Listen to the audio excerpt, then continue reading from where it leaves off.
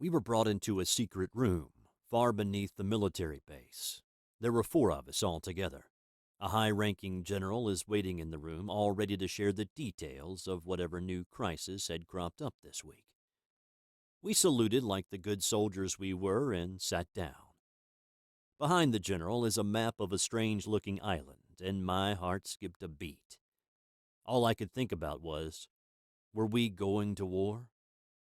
My squad mates and I would eventually find that answer to be yes, but we could have never guessed against who. "Welcome, gentlemen," the general said. The general paced back and forth looking concerned, then continued. "This is Nowhere Island. Now I know none of you have never heard of it before. You know how I know? Because 72 hours ago it didn't exist. About 60 hours ago, the bigwigs up in Washington sent special forces in to investigate. They were supposed to check back 10 hours ago. They never did. So now the ball's in our court. You 4 have been hand-selected for the reconnaissance mission only. Apparently, the suits would rather keep this all under wraps for now. That means you boys will be going in blind. Mark the territory, find survivors, report what you find. Nothing else. You got it? After that, Washington plans to send in another squad to pick up the pieces and cover this up." One of the other squad members leaned back and scoffed. Daryl, I think. "Guess we're stuck with all the dirty work again," he said. "Won't be the first time. Won't be the last. Difference here is, this operation is under wraps from top to bottom. There's no glory lost here. Not this time. We'll have everyone floating around in the same boat for once," the general said. Franco said, "Yeah, we'll see about that." "Bottom line," the general continued, "you 4 weren't picked for your good looks. Washington's keeping the lid pretty tight on this one. There's stuff they know they'd rather we not know. You 4 are the best, the most ready and able to adapt to anything you find there. Get it? This ain't your first rodeo, so you're going to go out there and get the job done right. Show those greenhorns how a real elite unit carries out a mission. Do I make myself clear?" Everyone straightened in their chairs. "Sir, yes, sir," the squad shouted in unison. "Very good," said the general. The general nodded and pointed to the map. "Strict orders from the president. Your landing zone will be here. You're going to move up to this location to where the first team was last seen. Do your job and get out. Let me be clear. Under no circumstances are you to deviate from this path, and under no circumstances are you to retrieve anything from the site. Understand? You don't come back with anything you didn't leave here with. Am I understood?" Again, we all responded in unison. "Sir, yes, sir." The general took a deep breath and looked us over one more time. "Then get ready," he said. "Your ship leaves in 45 minutes. Don't be late." 45 minutes we were off. Just like the general said. One small speedboat to get us where we needed to go. There wasn't much talking. We were all hardened soldiers. We all knew how to hide our emotions, but even still, I could tell everyone was nervous. Oddly enough, it wouldn't be until we got to the island that things got a little easier. At least for a little while. Up until our world was turned upside down. Franco slowed the boat as we approached the island. We came ashore on the same beach the general had pointed to on the map. If nothing else, we started off on the right foot. "All right, everybody out," Daryl ordered. The 4 of us strolled right onto the beach just like the general told us to do. Daryl took lead. Everyone checked their weapons just like we were supposed to. "Look sharp, folks," he said. "Don't want to get caught off guard like the last boys who strolled through here. Try staying sharp yourself." "Remember, once you die, I'm in command," Franco said. Daryl laughed. "You better hope that doesn't happen or you really would have to step up. I bet you're messing your pants at the thought." "Sir, no, sir," Franco said. "Might I suggest we cut the banter? We're heading into an unknown situation, and Washington's silence on what's out here isn't helping much, Tommy said.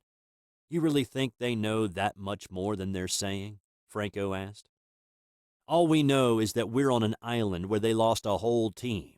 They might as well have said we're going south. Nothing to help at all. Nah, when the big brass is this tight-lipped, something's going on. Something serious, said Tommy. The sound of rustling leaves caused us to stop. Anyone else feel that? Frank asked. Sounded like a bomb. Or, Tommy started, maybe something crashing. Should we check it out? Franco asked. No. Wait, Darrell said. He heard the loud thud again. The ground shook beneath our feet. We heard the leaves rustle again. What the hell is that? Franco asked. You know what that sounded like to me? No. No, that's impossible, Tommy said. What? What's impossible? Franco asked. It sounds like footsteps. Tommy was suddenly cut off when a head of what looked like a T-Rex swooped down from the nearby trees and caught Darrell in its jaws.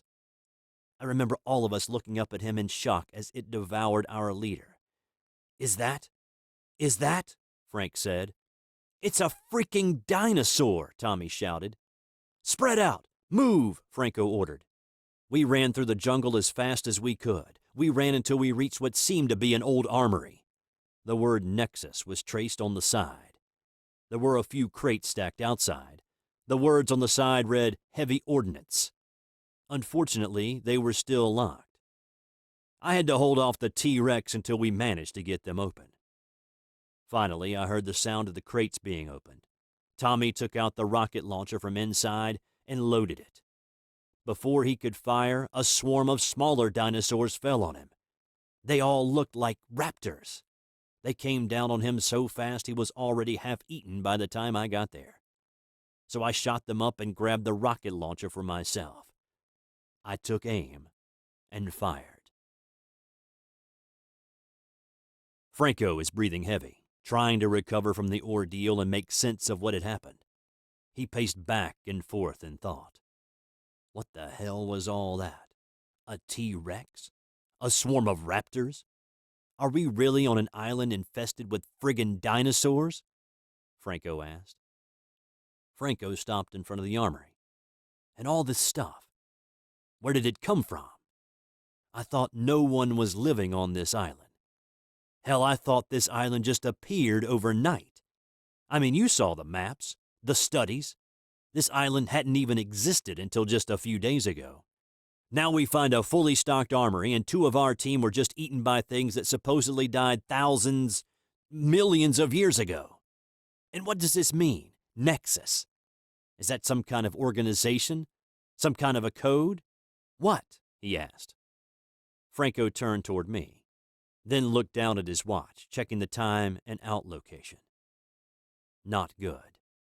We're way off the path now, Franco said. Suddenly, the radio goes off.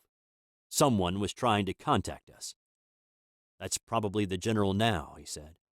Franco clicks the radio on. Hello, is that you, General? Come in, he said. Someone responded over the radio, but it wasn't the general. It was a woman. Is anyone there? Hello, can you read me? She said. Franco gave me a look and then responded. Yeah, we read you. Who is this? Franco asked. Oh, thank goodness. Survivors. Listen, my name is Tanya. I was one of the scientists here, before everything went downhill, she said. Hold on. Did you say scientist? Frank asked. Yes, that's right. I was told they were sending in help to get us out of here. But it's been a long time. I wasn't sure if anyone was coming or if anyone was left alive at all, Tanya said. Then Franco said, I'm sorry, ma'am, but how is that possible? It's true, they did send a team in some time back, but they never reported in. The big cats thought they were all dead, so they sent us in to check for surviving soldiers. We didn't know anything about no bloodthirsty dinosaurs. We didn't know anything about any projects. They didn't tell us anything. As far as we knew, this whole island just appeared out of nowhere. There weren't supposed to be any settlements here." There was a long pause. "Then you're not cleared," Tanya said. "It's happened before," said Franco. Another short pause came up. "Hello? Tanya, you still there?" he called out to her. It took a while, but Tanya eventually responded. "Yes. All right. I really shouldn't do this, but seeing we're kind of in a life-or-death situation here, I guess I'll have to fill you in." "Great. Finally someone with some sense," Franco said. "But not over the radio. Look, if you just keep heading towards the center of the island, you should come across a lab with a yellow flag out front." "I'll be there," Tanya said. "Yellow flag?" Franco asked. "Yes. Can you handle that?" Tanya asked. "Oh, I think we can manage," Franco said. "Oh, and don't try radioing out. It won't work," Tanya said. "What do you mean it won't work?" Franco asked. "This island is protected by a field. No radio waves in or out. It was designed that way," Tanya said. What do you mean, designed?" Frank asked. Tanya sighed. "Just get over here and I'll explain what I can," Tanya said. There was an audible click and she was gone. Scientists. Well, you heard the lady. "Let's get going," Franco said. After all that running around, we finally made it to the science lab Tanya had told us about. A torn yellow flag was hanging from a pole out front. I was almost relieved to see the building. Something normal in a place where madness had taken roost. Then we tugged on the doors to find it was locked. Our day went downhill from there. Franco gets the radio and contacted Tanya again. "All right, we're outside, but the door's locked," Franco said. "Oh, right, I forgot. Give me a second. I need to punch in the code," Tanya said. The sound of dinosaurs could be heard nearby. "Hey, Tanya, can you hurry it up in there? I think we're going to have company pretty soon," Franco said.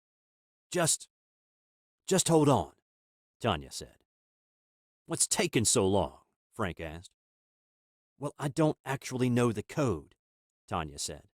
"Excuse me?" Frank asked. "The lead scientist kept it in his drawers here somewhere," Tanya said. The sounds got closer. "Well, hurry up," Franco said. "Being rude won't help anyone," Tanya said. "Pretty please hurry up," Franco said. The two men saw a raptor emerge from the jungle, followed soon after by several more. "Never mind, I guess," Franco said. "You ready?" "Let's go," Franco said. On the ground was what looked like a prototype shotgun that fires acid rounds. After the raptors were all killed, the doors clicked unlocked. "Got it," Tanya shouted. "Awesome. Just in time to be late," Franco said. "What did I tell you about being rude?" Tanya asked. The lab was mostly empty inside. My partner looked around in amazement. He couldn't believe how such a magnificent structure could have been already built on an island that had just appeared that morning. I could. I still don't know why, but I remember not being so surprised. At least, not until we ran into the Triceratops. We entered one room to see a Triceratops sniffing for food, right beside a big hole in the wall where it had burst through. "Oh, I almost forgot. Watch out for the Triceratops. It managed to force its way in here earlier," Tanya said. "You forgot about the Triceratops? What about telling us about the big hole in the wall we could have come through?" Franco asked. "Oh, yeah. Oops," Tanya said. "Anyway, come on. Triceratops are supposed to be herbivores, right? He's probably friendly." "At a distance," Franco said. Franco tried to move past the dinosaur. He would soon find out what a mistake that would be. "Wait, you don't understand," Tanya shouted. The Triceratops reared its head over to look back at us and charged, attacking just as savage as any predator might. "What was that all about?" Franco asked. "Yeah, about that. I don't think you'll find any peaceful dinosaurs here, Tanya said. Why not? Franco asked. Tanya said, just get over here. I'll try to tell you what I can. Now who's being rude? Franco said. Please just get over here, Tanya said. Yes, ma'am, Franco said. We eventually found Tanya in the main control room. She seems young, likely not a high-ranking scientist on site. Hello, I'm Tanya Belova, intern at the Nexus Project, Tanya said. All right, start talking. What is all this? What exactly is the Nexus Project? Why were my two squad mates just killed? And why are there dinosaurs running around everywhere? Franco asked. Tanya sighed and paces the room in thought, as if trying to convince herself to do something she knew might likely end her career. Come on. We don't have all day. This place could be overrun any time now. All right, Tanya said. Tanya stopped pacing, faced us, and said, let's start from the top. This island was carefully selected many years ago by a secret coalition of several leading governments. At first, it was just forbidden, left off maps, out of the way. As time went on, new technology was created, technology that was eventually used to fully hide the island. But why? Putting aside that most of the leading governments hate each other, why go through all this? Franco asked. Well, remember that little incident during the 1940s? The one that took place in Roswell, New Mexico? Tanya asked. You're talking about aliens now, Franco asked. Yes and no. The fact is, the public's suspicions were true. Aliens did crash land. Along with a few bodies and some wreckage, it taught world leaders one thing. We were in serious danger, Tanya said. What danger? Franco asked. Then Tanya said, the alien tech recovered from the site told us that these beings were far more advanced than we were. So advanced that, should they have decided to attack, taking over the world would have been a breeze. A secret alliance was formed. Soon after that, this island became home to the Nexus Project, a cabal of scientists, researchers, and weapons specialists brought together from around the world for one secret purpose: provide Earth with a fighting chance should aliens decide to invade. Nexus is a weapons project, Franco said. Then Tanya said, not just any weapons project, the weapons project. Since we worked in secret, we weren't held down by modern ethical standards. We could do what we wanted, get as dangerous as we wanted. In fact, we were encouraged to do so. Nexus's first accomplishment was to reverse engineer an alien cloaking device they picked up from Roswell. So the island has literally been invisible, Franco said. That's probably why the island just seemed to appear overnight, Tanya said. So these dinosaurs, they're just another result of a weapons experiment? Franco asked. Yes. Well, I believe so, Tanya said. You don't know? Franco asked. What part of intern don't you understand? Tanya asked. But you know all that other stuff, Franco said. Of course, it's all required reading. Basic knowledge you need to have just to work here. Professor Stone never let me in on any of the real juicy projects. I didn't rank high enough, Tanya said. Who's Professor Stone? Franco asked. Tanya said, the lead scientist on the Nexus project. It was his code I used to let you two in. He was the one who turned the island visible again in an attempt to call for help. I don't know where he is now, but if anyone can shed some light on this dinosaur problem, it's him. Then finding him will probably be a good idea, Franco said. If he's still alive, Tanya said. Another thing. That team they sent in before us. If no one can radio out, how were they supposed to contact the outside world? Franco asked. There's a generator somewhere on the island that powers the radio jammer.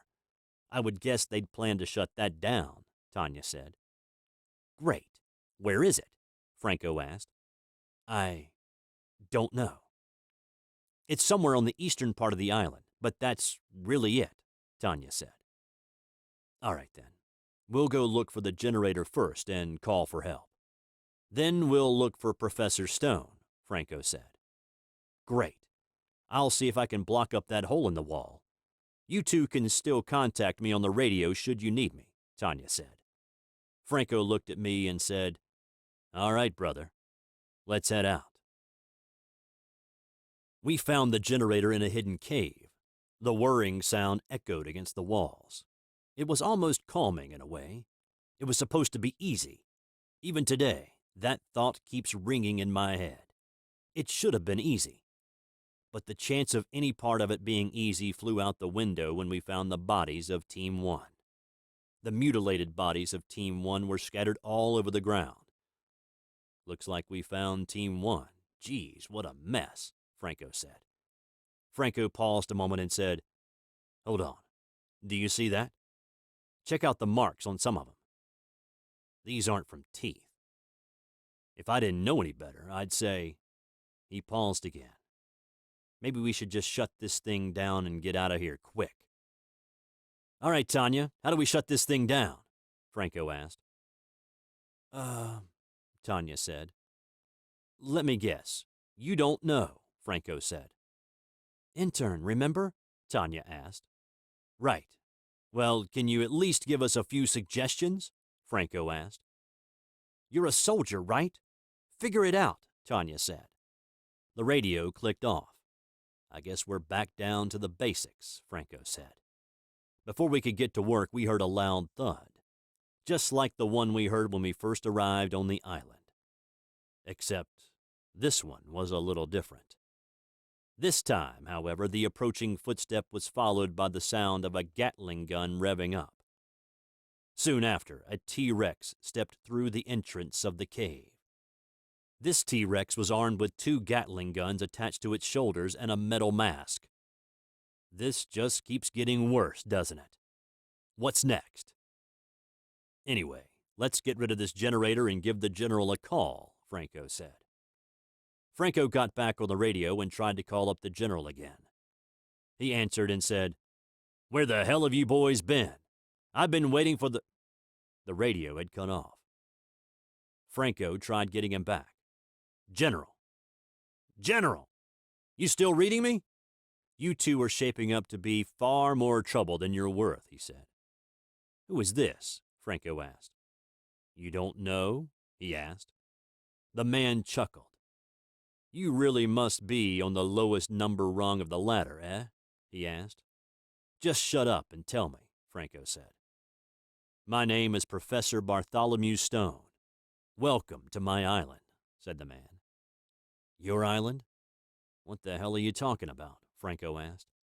I trust you've already run into some of my pets, yes? Stone asked. Pets? You mean those dinosaur freaks? Franco asked. Yes, quite the marvel of super science, aren't they? Stone asked. You could say that, Franco said. I could, but I won't, Stone said. Yeah. Why not? Franco asked. Because they're not ours. And by ours, I mean they aren't from Earth, said Stone. Are you trying to tell me those dinosaurs are aliens? Franco asked. Well, yes and no, Stone said. And what does that mean? Franco asked. Tell me, do you know the name of our little community here? Stone asked. You mean the Nexus Project? Franco said. Very good. Do you know why it's called Nexus? Stone asked. All right, I'll bite. Why? Franco said. I can't answer everything for you. Well, I could, but I won't. Maybe you'll find out. Maybe you'll die. I suppose we'll see, Stone said. The radio went silent. That was strange. I have a real bad, mad scientist feeling here. Let's head back. I think we need to talk with Tanya about this, Frank said. When we got back to the lab, things had changed. 2 more Gatling Rexes had the lab surrounded. My partner tried to get Tanya back on the radio, but we didn't get an answer. That didn't leave us with much of a choice. Not much of a choice at all. This one's going to be tough, Franco said. Franco cocked his gun and took a breath. He turned to me and said, "You ready?" "Let's go," Franco ordered. We rushed into battle against the two Gatling Rexes. The battle took everything we had, but the beasts were dead. Still no sign of Tanya. We just took enough time to catch our breath before making our way back into the lab. My partner had planned to force the doors open with a few rounds. We were surprised to find that they were already open. Franco pushed the doors open with his hand. "That's not right," Franco said. Then we heard a scream echo from deep inside the lab. It was pretty easy to figure out who it came from. It was Tanya. We rushed into the building. We made our way through it until we finally reached Tanya. Inside the room was Professor Bartholomew Stone. He turns to face us. Tanya is on the ground. Stone is pointing a gun at her. "I was hoping that 2 of my dinos would be enough to finish you off, but I guess you are made of sterner stuff than the others." "How delightful," Stone said. "You're Professor Stone, I take it?" Franco asked. "One and the same, my impressive friend," Stone said. "By the looks of that gun in your hand, I'm guessing all these dinosaurs running around the island is no accident," Franco asked. "Correct again," Stone said. "But why? Aren't you supposed to be the brightest minds all collected together for the greater good?" Franco asked. "Oh, wrong on that count. The Nexus Project is a little more than a weapons development center. It's a terrifying collective of all the most talented and deranged minds on the planet. After all, even for a scientist, it takes a special kind of person to willingly mess about with the laws of nature," Stone said. "But what's the point? Why set these bloodthirsty monsters loose all over the island?" Franco asked. "Simple. I was doing my job," Stone said. "How is killing everyone doing your job?" Franco said. "I created what could be the greatest and most destructive weapons in history. But as everyone knows, every weapon needs testing," Stone said. "So all this," Franco said, "from the island reappearing to luring the government's elite soldiers to my island, it has all been one big experiment. I needed to see how my pets would fare against the best humanity had to offer," Stone said. "Then your experiment was a success." "They're all dead," Franco said. "A success?" "Yes. Well, until you two arrived. Now I'm not so sure. Maybe a new experiment is in order," Stone said. "What new experiment?" Franco asked. Then Stone said, "I was planning to just kill Tanya. I couldn't have her helping you. That would be cheating. But I just had a grand idea. I'm going to take her with me. As motivation, you see. I'll be waiting at my personal lab. Take your time. When you're ready, come find me and we'll see who prevails. Man or monster." A Gatling Rex bashed its head through a nearby wall. Stone took Tanya and forced her onto the beast's head. The Gatling Rex walks off into the distance. We'd been searching the island for quite a while. Things just seemed to get worse and worse. Now Tanya is somewhere out there, locked away in some lab, and we can't do anything to help. The thought was getting to me, and I know it was getting to my partner just as bad. The situation seemed almost hopeless. And that's when we finally got our first piece of good news. The radio began to crackle. Franco looks confused, but still decides to answer it. "Hello?" he asked. "Can you two read me?" Tanya asked. It was Tanya. She was speaking in a hushed whisper, but there was no mistaking it. The voice was hers. "Tanya? How the hell?" Franco said. Then Tanya said, "Let's just say Stone might be a mad genius, but he doesn't have a clue when it comes to taking a prisoner. There aren't really any guards here. I was able to bypass security and hack into the computer terminal. But just listen, all right? Stone's lab is somewhere on the southern part of the island, but it has its own cloaking device. It was set up in case the island was ever discovered or invaded. So what, we hunt down and destroy another generator? Franco asked. Yes, but, Tanya said. But what? Franco asked. You're not going to like it. According to the plans he has on file, the generator is being kept off-site, on the back of a pterodactyl, Tanya said. How does that work? Franco asked. A psychic tether. It's something else we reverse engineered from the aliens. It sort of works like Wi-Fi, only with energy, Tanya said. All right. So are we going to take down a pterodactyl? Franco asked. I'll leave that up to you two. I can send you the exact location of its nest, Tanya said. A few seconds passed, and Franco heard his watch beep. On his watch were the coordinates to the nest. Once you destroy that generator, finding the lab should be pretty simple. Now I gotta go. Good luck, Tanya said. Yeah, thanks. I think we're gonna need it, Franco said. Franco turned to me and spoke. Come on, let's kill us a flying lizard, Franco said. He sighed. Now those are words I never expected to say in my life, Franco said. And just like that, we were off to hunt down a pterodactyl and destroy the miracle of science some madman had strapped to its back.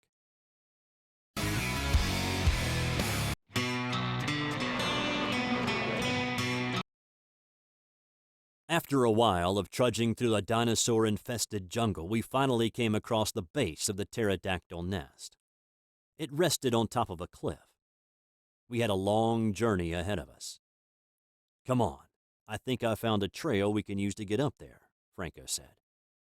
The trail was easy, at least until we were spotted by the other pterodactyls.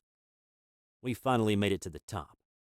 The pterodactyl was there just like Tanya said, and there was a small generator on its back, just like she told us there would be. The beast turned around and spotted us. I didn't have any misgivings. I knew right then it wasn't going to be easy. Look sharp. Here we go, Franco said. With one last bullet, the beast fell from the sky. It went crashing all the way down.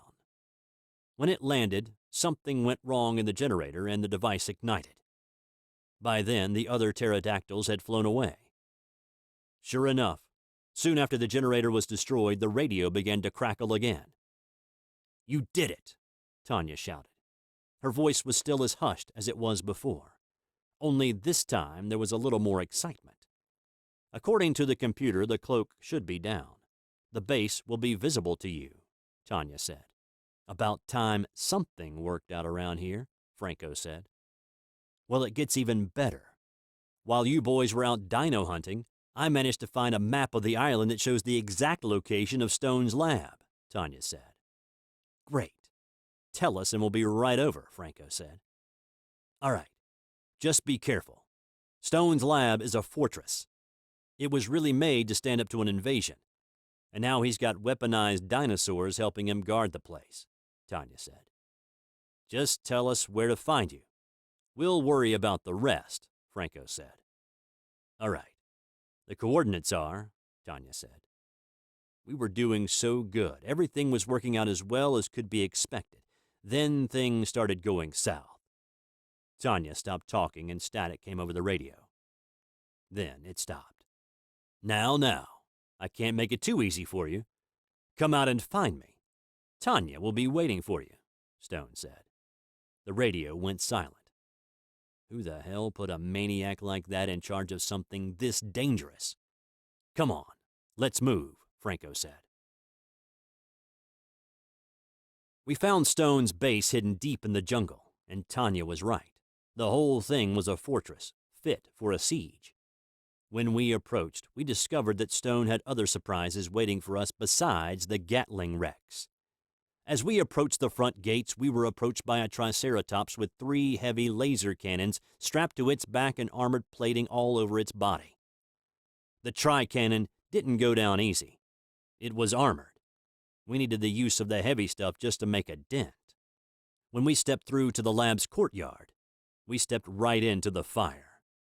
They just kept coming, wave after wave. We needed to get inside, so we made the difficult decision. My partner worked on opening the doors. I would hold off the onslaught, all by myself. I would have to hold them off until his partner managed to open the door. We rushed into the lab and blocked the door behind us, but strangely enough, the raptors didn't try to break their way through. I thought it might have been a small reprieve. Then we found out what a curse it really was. The footstep of a Gatling Rex thudded on the ground. The dinosaur entered the room through a large opening in the wall. We made our way up the stairs to the top floor of the lab. As we climbed, we found that Stone had another test in mind. My partner used his last piece of heavy artillery to blast open the door, and we went through. But just like last time, they refused to follow. We walked through the destroyed doors, and a set of auxiliary doors slide down behind us, blocking the damaged doors. Tanya was being held in a cage that hung from the ceiling. I'd finally arrived at the heart of the lab. In the center of the room is an enormous device with crackling energy in the middle. Do you like it? Be careful. Don't want to end up your own grandfather, do you? Stone asked. Professor Stone appeared on a large screen set in the back of the room. What is that thing? Franco asked. Then Stone started to speak. Welcome to the heart of the Nexus Project, the seed of our enterprise. That is the device our community have lovingly called the Time Nexus. Its basic form once served at the heart of the alien ship that crash-landed at Roswell. As you can see, we've improved it since then. It was from this device that we discovered several essential principles that lead to our most beneficial breakthroughs. But more importantly, it was from this device that I created my dinosaur army. Allow me to demonstrate. The room began to rumble. The device Stone had called the Time Nexus began crackling with greater intensity. Then we saw the real power behind Stone's experiments. A normal T-Rex appeared in the room right in front of us. How the hell? Franco asked. The Nexus is a time machine. Stone can drag anything he wants from any time he wants. Be careful, Tanya said. Things just keep getting worse, don't they? Franco asked. To be expected. That was just a warm-up. Let's start the real fun, Stone said. Then a group of raptors appeared. Damn. The machine is overheating. But don't worry, I still have a few pets willing to keep you company, Stone said. 2 tri-cannons rose up from the floor. Here we go, Stone said. A giant pterodactyl flew out from the Nexus. One of you has to try and destroy the Nexus. If it's gone, Stone can't use it to summon more of those dinosaurs, Tanya shouted. Yeah, I thought of that, but he's not giving us a chance, Franco shouted. I have an idea. Get the pterodactyl to fly into it, Tanya said. How? Franco asked. I don't know, Tanya said. Yeah, I know. We're the soldiers, Franco said. And the Nexus was destroyed as the flying beast flew into it. For a moment, we thought we'd won. But when I looked up at the screen, Professor Stone was gone. Turns out we would find out where he'd gone. Stone burst in riding atop a T-Rex. This one was different. This one was protected by thick armor and armed with laser Gatling guns and mounted with laser cannons. Time for the final experiment. My greatest weapon versus humanity's greatest weapon. Let the battle begin, Stone said. The battle ended when Stone and his Tankosaurus Rex fell to the ground. We managed to free Talia from the cage, but the dinosaurs were there to stay.